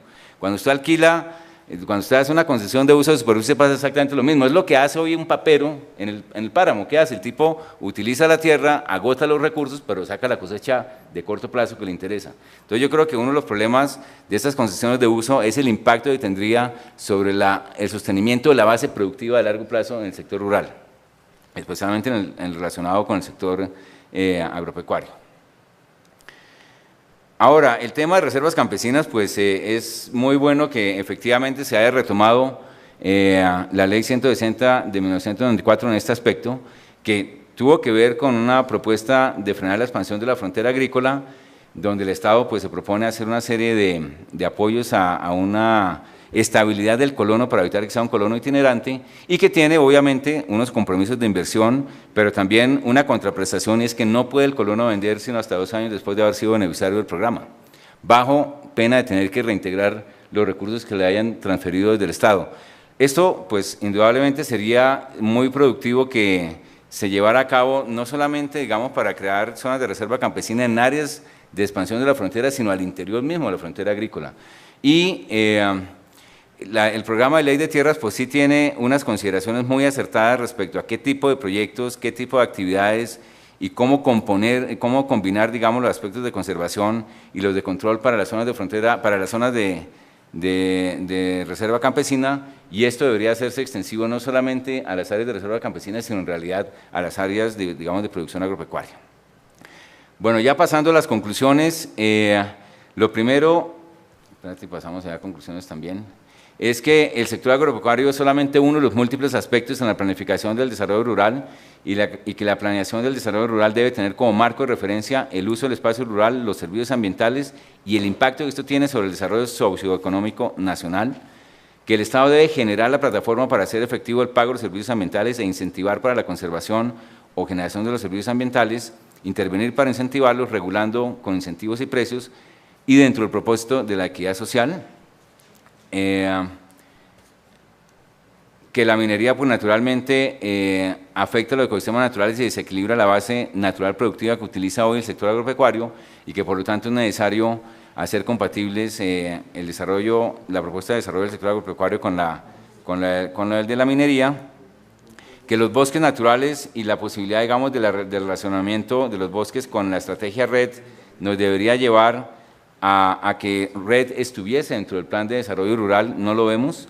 Y finalmente, y algo relacionado con lo del proceso de paz, que es esta última diapositiva, si uno mira el acuerdo general, digamos, de Cuba de febrero de este año, donde se hablaba del desarrollo agrario integral, allí se hacía referencia al acceso y uso de la tierra, al manejo de las tierras improductivas, a la formalización de la propiedad, a la fijación de la frontera agrícola y la protección de las zonas de reserva, al desarrollo de la infraestructura y la adecuación de tierras, a la necesidad de estímulos para la producción agropecuaria y la economía solidaria y cooperativa, asistencia técnica, subsidios, créditos, generación de ingresos, mercadeo de productos agropecuarios y formalización laboral, y al sistema de la seguridad alimentaria. Todos ellos temas relacionados obviamente con el tema agrario, ¿no? El acuerdo se refiere entonces a los temas de propiedad del suelo y a la dinámica y desarrollo del sector agropecuario, y el acuerdo no incluyó discutir todas las actividades económicas que se realizan en el espacio rural, ni la relación rural-urbana. Eso no está dentro del acuerdo, digamos, de Cuba del 2012, de La Habana.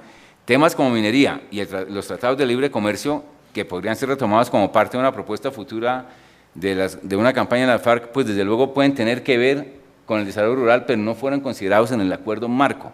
Por lo tanto, yo creo que la alternativa y la propuesta es que naturalmente la discusión de todos estos temas que tienen que ver con el desarrollo rural, pero que no están dentro del concepto de desarrollo agrario integral que las dos partes aceptaron discutir, deberían llevarnos a que la aplicación del acuerdo general se focalice en lo que las partes acordaron era el desarrollo agrario integral, y dejemos para una discusión posterior, obviamente, distintas a las que dan viabilidad o no a un acuerdo de paz, estos otros temas que forman parte del desarrollo rural.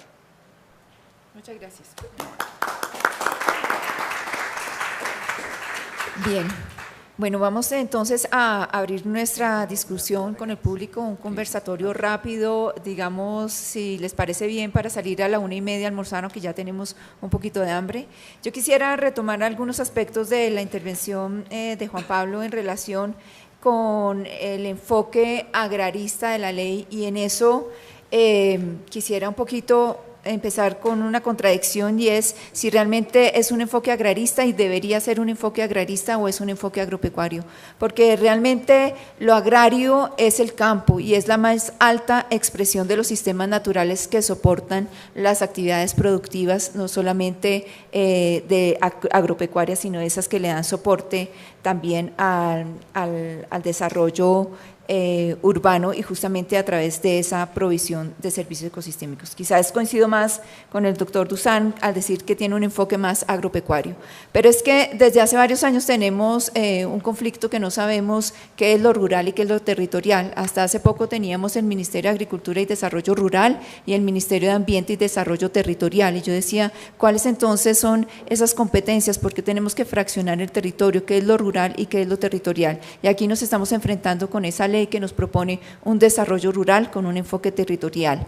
Un enfoque territorial donde lo rural parece ser de nadie, y yo creo que aquí sí hay que reivindicar que al fin y al cabo el sector agropecuario ha tomado una posición de liderar nuevamente una propuesta de desarrollo rural donde por supuesto hay un sesgo agropecuario, pero hay una fuerte intención de mirar lo rural con ese enfoque territorial de manera más intersectorial, de manera más amplia.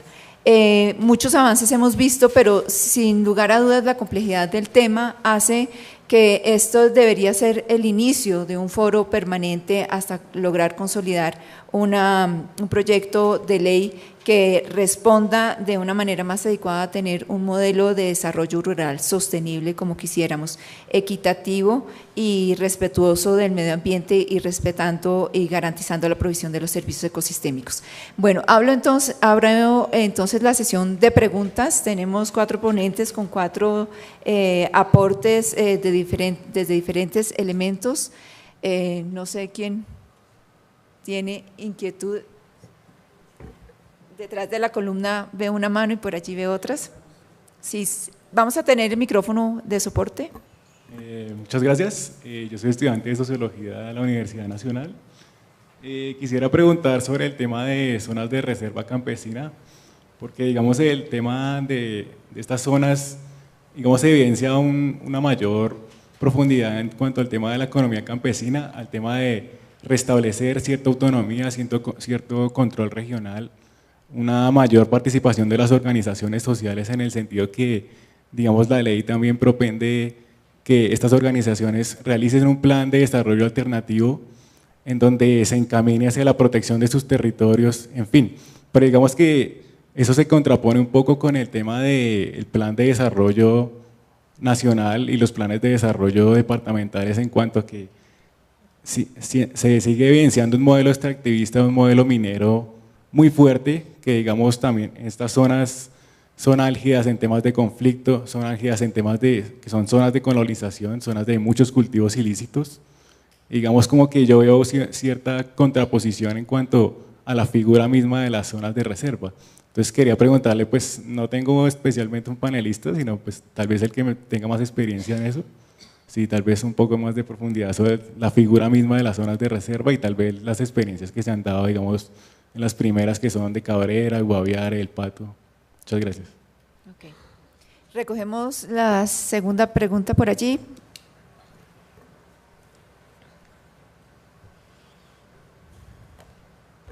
Gracias. Bueno, al doctor Dusan tal vez hacer la precisión de que cuando se hace referencia al proyecto de ley que hace tránsito actualmente en el Congreso sobre el tema forestal, no es el de ley forestal comercial, sino es una ley de reforestación comercial que es muy particular de esa actividad y que pues naturalmente también tiene una serie de implicaciones sobre el tema, pero no, para que no quede pues en el ambiente que es que se está tramitando una ley forestal como que la que ya conocimos, pues que fue objeto de tanta controversia en el país. Es una ley de plantaciones forestales comerciales. Y bueno, la pregunta sería un poco para Juan Pablo sobre el criterio de considerar arcaico el criterio de vocación de uso forestal o agrícola o pecuario que pueda tener el territorio, porque pues esa consideración no tiene por qué invalidar el hecho de que hay unas conexiones de esos ecosistemas con el tema de la relación ciudad-campo y con el tema de servicios ambientales. Yo creo que el ejemplo, digamos, patético de eso se ve en el caso del uso que se hace de los bosques naturales desde el punto de vista productivo, y en ese sentido hay una conexión de todo lo que allí se obtiene que llega a todas las ciudades, y ese vínculo lo que muestra es la poca contribución que desde las ciudades se hace con esa clase de uso, cuando las poblaciones que aprovechan hoy bosques naturales en Colombia para sacar madera, que pese a quien le pese, siguen siendo muchas y sigue siendo la mayor cantidad de la producción de madera en el país, el 80%, y esas comunidades continúan viviendo en la pobreza, en la miseria y sin ningún apoyo del Estado, cosa que en todo el proyecto de ley brilla absolutamente por su ausencia. Pareciera que hubiera una gran novedad en decir que ahora se pueden titular zonas de reserva forestal con un carácter excepcional que además no se aclara por ninguna parte, porque si hay algo peligroso en Colombia es que algo sea excepcional o algo sea temporal, porque termina siendo general o termina siendo permanente. Entonces ese tipo de aspecto no queda bien claro allí. ¿Por qué es excepcional la posibilidad de titular zonas de reserva forestal? ¿En qué condiciones se daría? Y creo que es claro esa situación cuando es evidente que hay una completa desconocimiento, digamos, de la opción productiva del bosque natural. O sea, se sobreenfatiza el tema de la preservación, de la conservación, que está muy importante, es muy importante que se haga, pero se desconoce mucho el tema de la opción productiva de los bosques naturales, donde hay muchas poblaciones en Colombia que dependen de eso, y que para terminar, pues queda muy patentado en el tema del apoyo que hay desde el Estado. El sector de la reforestación comercial en Colombia, durante este gobierno va a recibir 400.000 millones de pesos a través del certificado de incentivo forestal. Y eso comparémoslo con las cifras que nos dieron esta mañana de cuánto se invierte en un año en el campo. Las personas que quieren trabajar sosteniblemente el bosque no tienen un solo centavo de apoyo del Estado para esos fines. Entonces, vuelvo a relacionar eso con la pregunta para Juan Pablo, porque es que el hecho de que se use ese criterio para definir el territorio no tiene por qué desconocer la conexión Estado, campo, ciudad, ni desconocer el tema del pago de servicios ambientales. Por lo tanto, calificarlo de arcaico significa no utilicemos ese criterio cuando en realidad pues, tiene ese que ser el punto de partida para ordenar el territorio. Bien, vamos entonces, no sé si Jaime, doctor Dusan, sobre el tema de zonas de reserva campesina, Yamile.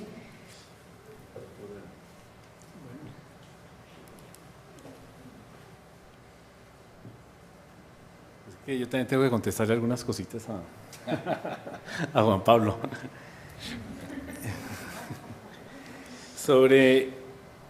Tú decías que en las zonas, la figura de las zonas de reserva campesina en zonas de conflicto, de alto conflicto no sería viable precisamente por todo ese estado de cosas que se presenta. Pero yo debo decirte que precisamente la figura de las zonas de reserva campesina es muy particular de Colombia, en la medida en que lo que busca es proteger los derechos de propiedad de los campesinos, de hacer inalienable frente al mercado esas zonas para evitar las presiones que regularmente se ejerce sobre la tierra de los campesinos. Yo estoy casi completamente seguro que no habría hoy en día ese surgimiento de peticiones, porque hay un surgimiento bastante importante, y como 15 solicitudes adicionales en este momento de zonas de reserva campesina, si no fuese por el hecho de que los campesinos se sienten vulnerados o se sienten vulnerables frente a los actores del conflicto que los despojan de sus tierras. Entonces ellos se autosometen a esa figura para proteger sus derechos. Y aprovecho para contestar una observación que hace Juan Pablo. Las zonas de reserva campesina en la legislación original, la ley 160, se establece que deben ser o que se pueden crear únicamente en zonas que vienen de baldíos o que son predominantemente de baldíos. En el proyecto de ley de tierras y desarrollo rural se establece lo que tú solicitas. Se da curso a tu observación, es decir, que se pueden establecer en cualquier parte del territorio nacional, se pueden establecer dentro de la frontera agrícola. Esa es una novedad de las zonas de reserva campesina. Sobre la titulación en zonas de reserva forestal, la cosa va más allá, es decir, el proyecto establece una estrategia de deslinde de la propiedad, de deslinde y clarificación de la propiedad territorial, en donde el Estado interviene como un actor central. Entonces, parte de las zonas de reserva forestal de la ley, no recuerdo el número, en este momento inclusive son municipios, están ocupadas por ganaderías, por infraestructuras, por carreteras, etcétera. Entonces, lo que se hace es volver, digamos, a clarificar ese deslinde, a deslindar esas tierras y declarar declarar nuevas zonas de reserva forestal, las que son realmente boscosas, afianzar como zonas de reserva forestal los bosques que caen, que son realmente bosques y que están bajo esa figura, y recuperar para el Estado como baldíos porque esas son zonas. La gente que está ahí ejerciendo derechos de propiedad privada aparentemente lo están haciendo ilegalmente. Entonces el Estado recuperaría inmediatamente esas tierras y las podría asignar de acuerdo con un criterio técnico, social y ambiental, o bien para la conservación, es decir, hay que revegetalizarlas, o bien para la producción. Esta ganadería, aquí puede haber, en estos territorios de ganadería, puede haber una producción sostenible o una producción de cualquier tipo agropecuaria. Pero no sé si contestar de una vez lo de Juan Pablo, lo dejamos como para rematar. Dejemos aquí. Sí, démosle la palabra al. No, veamos entonces el tema del concepto el concepto arcaico, tu concepto arcaico. A ver, cuando se define la vocación del suelo y se dice que es o de vocación agrícola o ganadera o forestal, y que a partir de eso se debe entonces darles uso a ese espacio. ¿Por qué considero que es arcaico? Es arcaico porque realmente hoy el uso del suelo, el uso del espacio, incluyendo, digamos, no solamente el suelo, sino, digamos, su cobertura, en términos de los servicios ambientales que genera, hay muchos aspectos nuevos, distinto a la producción agropecuaria, distinto a la producción agrícola, la producción ganadera y a la producción de maderas, que tienen valores económicos que hacen que el uso de ese espacio no pueda ser determinado por lo que hemos llamado tradicionalmente la vocación agrícola, ganadera o forestal. ¿Por qué? Veamos ejemplos.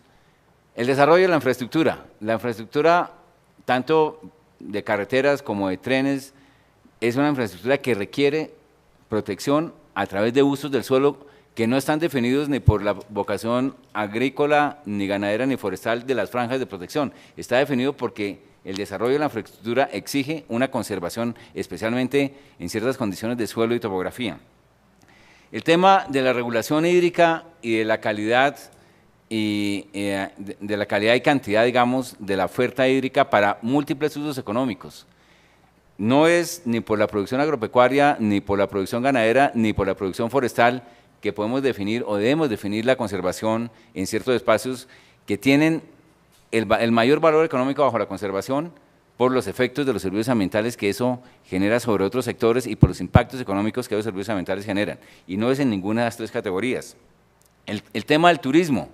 El tema del turismo, si lo vamos a ver con relación a cómo se está manejando el turismo en otros países, el ecoturismo, que es una empresa, una actividad económica creciente con posibilidades de valoración económica supremamente altas y en el caso colombiano, pues muy especiales.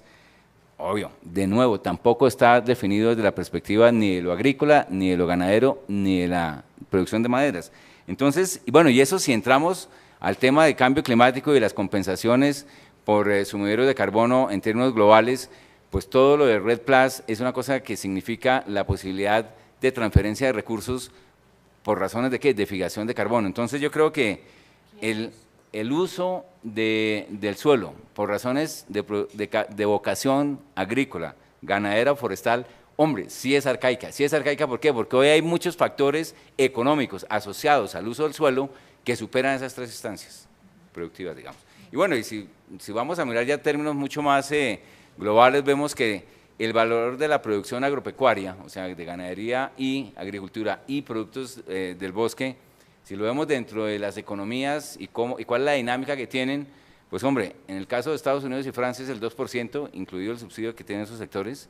En el caso de Colombia es el 7%. Claro, eso no niega la necesidad de la seguridad alimentaria y todas esas otras cosas que son, digamos, otros factores, pero sin duda vamos viendo es que los usos de los espacios rurales cada día están más asociados con temas distintos de la producción estrictamente del sector. Bueno, yo quería también un poco contestar algo, Jaime, mirando con el tema de zonas de reserva campesina. Yo indiscutiblemente creo que el proyecto de ley tiene una serie de aspectos muy interesantes, como el enfoque territorial y como una visión más integral de la ruralidad y del campo.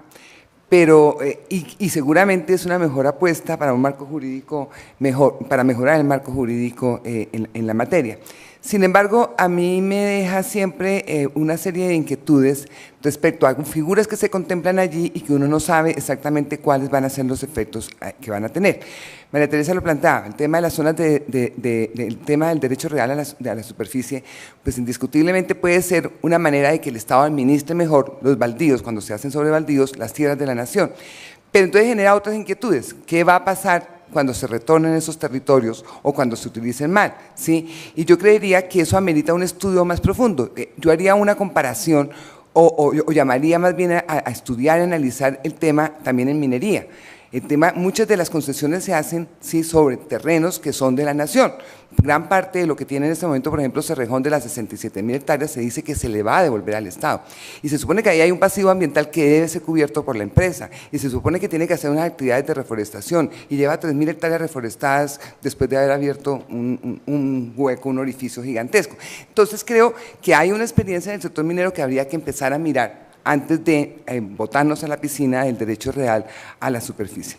Y en cuanto al tema de las zonas de reserva campesina en la frontera agrícola, yo creo que eso ha sido una petición que se ha hecho durante mucho tiempo, nunca se entendió, y de pronto el doctor Dusan nos podría contar la historia, por qué se limitó, ¿sí?, la conformación de zonas de reserva campesina fuera de la frontera agrícola.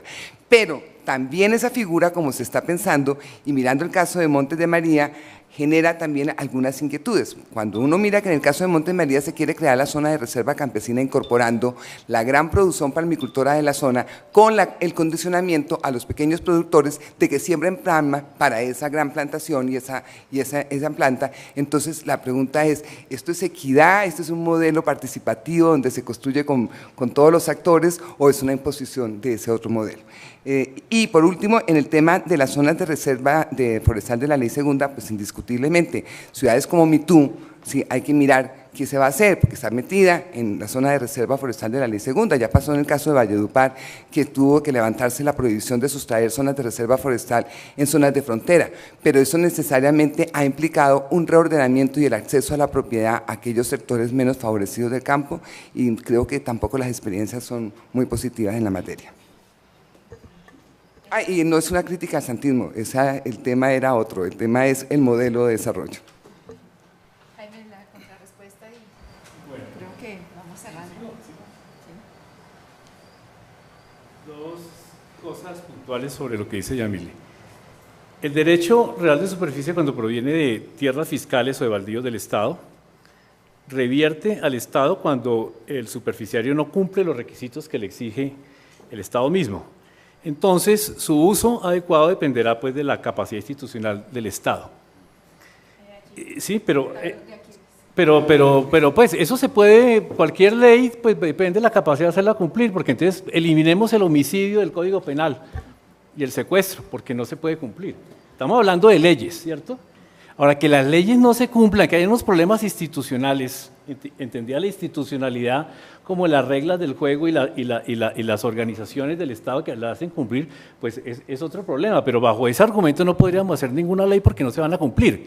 Entonces estamos tratando de hacer una institucionalidad que responde a problemas centrales y evidentemente la capacidad y la voluntad política del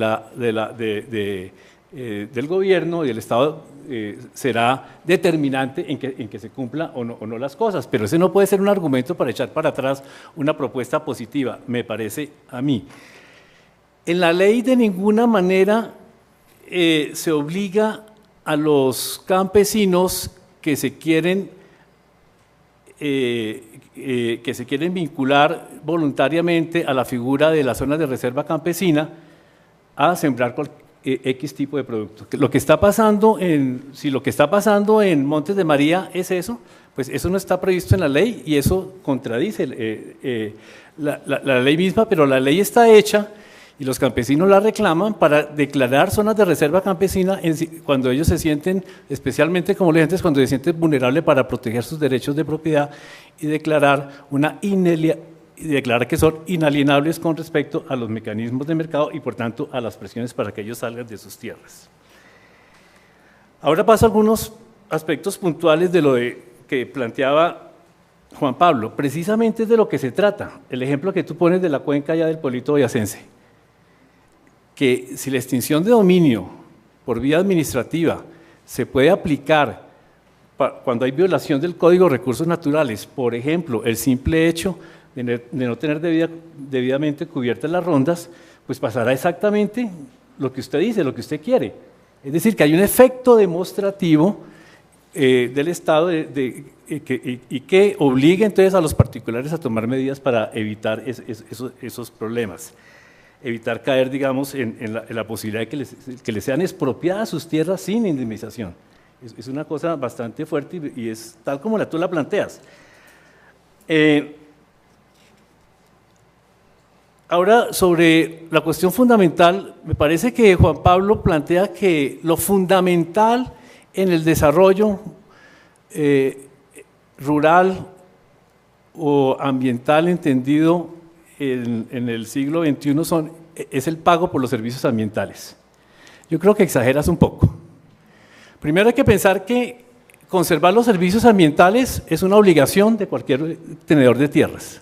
Ahora, se entiende que campesinos minifundistas que están compelidos a utilizar la tierra hasta su último límite porque no tienen otra posibilidad, puedan ser compensados para reconvertir sus sistemas. Eso es otro punto. Pero aquí hay dos cosas. La primera,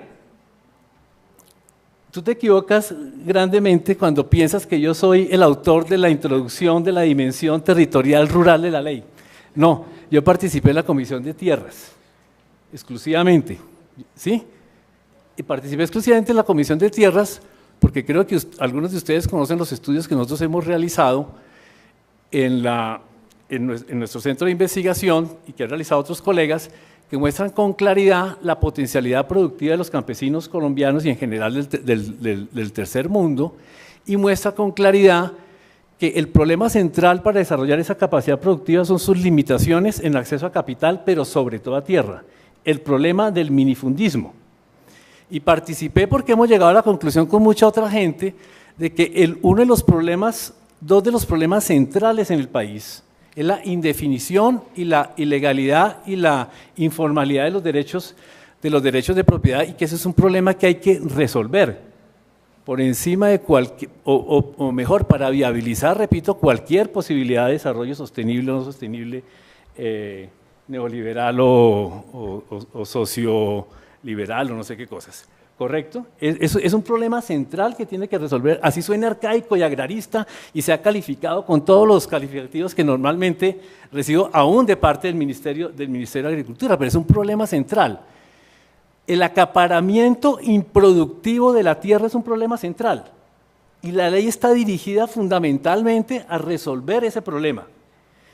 Está dirigida fundamentalmente a resolver el problema de la ganadería extensiva como la forma que viabiliza y legitima ese acaparamiento, y como una forma de apropiación improductiva que no solamente es improductiva, sino que tiene consecuencias ambientales, quizás las mayores consecuencias ambientales, sobre regulación hídrica, sobre erosión, sobre las carreteras, sobre las cuencas hidrográficas, sobre el agua potable, sobre la biodiversidad, sobre los bosques. Es que tumbar 40 millones de bosques para tener 18 millones de vacas, pues es un despropósito, es algo que hay que revertir. Entonces, el problema central, uno de los problemas centrales es el problema de la tierra, que tiene que ver fundamentalmente con el problema ambiental, no es cuento. Ahora bien, si los minifundistas de 1 hectárea tienen que explotar la hectárea hasta el borde del río y en la pendiente más tremenda, laborarla es por una limitación de tierra.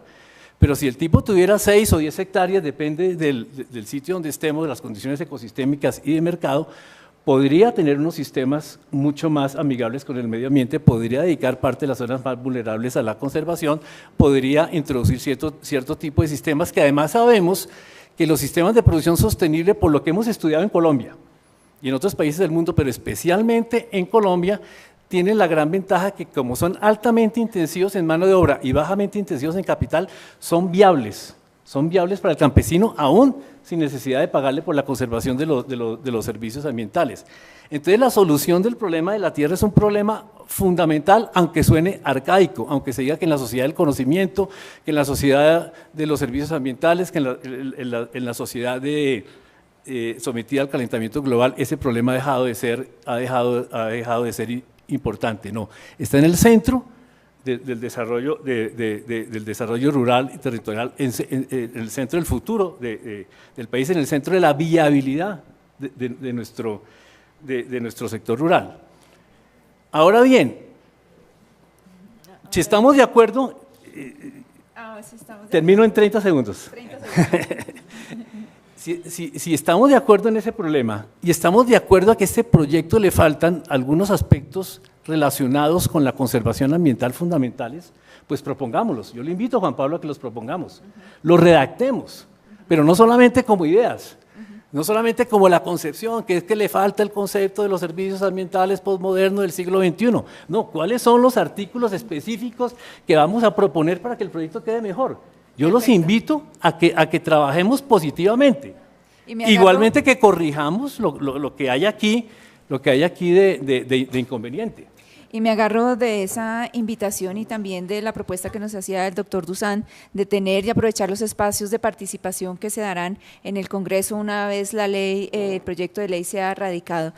Como le decía, es necesario que tengamos como un foro abierto y permanente en el cual podamos construir las propuestas que permitan concretar en la redacción del proyecto de ley muchos de los elementos que se han planteado. Creo que con esto cerramos y nos vamos a almorzar. Estamos como... No, en el almuerzo. Y nos vamos a almorzar. Esperamos estar por aquí como a las 2:15 más o menos.